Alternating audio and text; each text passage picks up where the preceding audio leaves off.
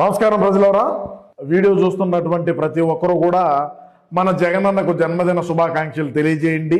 ఎందుకంటే మన జగనన్న లాంటి మనిషి మళ్ళీ మళ్ళీ కూడా మనకు దొరకబోడు, దొరకాలనేటువంటి ఆలోచన కూడా మీరు చేయొద్దని కూడా తెలియజేసుకుంటూ, మన జగనన్నకు ముందుగా జన్మదిన శుభాకాంక్షలు తెలియజేసుకుంటూ, అదేవిధంగా మన అన్న చేసినటువంటి చారిత్రాత్మకమైనటువంటి పనులు ఏవైతే ఉన్నాయో వాటినన్నింటినీ కూడా మనం ఒకసారి గుర్తు చేసుకొని ఆ తర్వాత అన్న పుట్టినరోజు సందర్భంగా మనం కూడా కేక్ని అనేది కట్ చేద్దాం. ఎందుకంటే అందరూ వాళ్ళ ఆర్థికంగా బట్టి అంటే కొంతమంది ఒక రకంగా చేయొచ్చు, కొంతమంది కేకులు పెట్టి డ్యాన్స్ ప్రోగ్రాంలు పెట్టవచ్చు, జనాలు రాలేదని మహిళలను తీసుకొని వచ్చి అక్కడ డ్యాన్సులు వేపించచ్చు, మరికొద్ది చోట్ల రికార్డింగ్ డ్యాన్సులు జరుగుతూ ఉంటాయి, మరికొద్ది చోట్లగా రకరకాలుగా జరుగుతూ ఉంటాయి. మనం కూడా కొద్దిగా ఏదన్నా అన్నదానం అట్లాంటిది ఏదన్నా చేద్దామని అనుకున్నాము, కానీ ఇక్కడ మనకు అన్నం పెట్టే వాళ్ళు లేరు. మనం మళ్ళీ వేరే వాళ్ళకి అన్నం పెట్టాలంటే కొద్దిగా ఇబ్బందితో కూడినటువంటి పరిస్థితులు అని చెప్పి మన భోజనాలు ఏర్పాట్లు చేయలేకపోయినాం.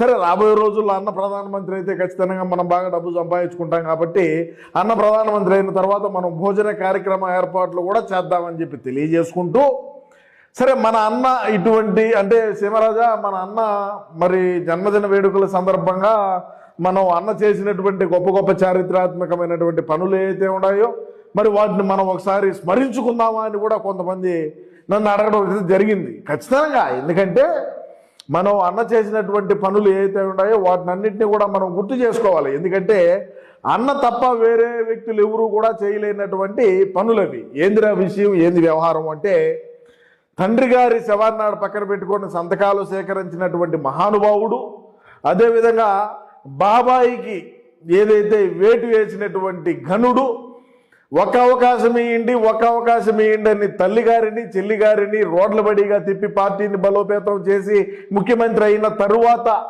ఈయన వాళ్ళని ఏ విధంగా పక్కన పెట్టినటువంటి తీరు, 16 నెలల పాటు జైల్లో అన్న గడిపినటువంటి పనితీరు, అదేవిధంగా చూసుకుంటే ఇన్ని కేసులు ఉన్నప్పటికీ కోర్టుకు హాజరు కాకుండా ఏ విధంగా బెయిల్ మీద తిరుగుతున్నటువంటి ఒక గణనీయుడని మనం చెప్పుకోవాలి. అదేవిధంగా రాష్ట్రంలో ఉండేటువంటి ప్రజానికాన్ని అందరినీ కూడా నమ్మించి ఏ విధంగా కరుణామయ లెవెల్లో యాక్టింగ్ చేసి మరి అప్పుడు అంటే మనం అంటే నేను మాట్లాడకూడదు, సరే ఎందుకు దాని గురించి ఎందుకులే, కానీ సరే అన్నలాంటి వ్యక్తి మళ్ళీ దొరకడనమాట. ఇటువంటి వ్యక్తి మనం మరి మీరు ఏమంటారంటే దేశానికి కావాలా. ఎందుకంటే మనం ట్రంప్ అదేవిధంగా పుతిన్ అలాంటి వాళ్ళను కాదులే కానీ మనం ఎప్పుడో కిమ్మును దాటేసినటువంటి వ్యక్తి మన జగనన్న. మరి అటువంటి వ్యక్తి మరి రాష్ట్రంలో ఉండేటువంటి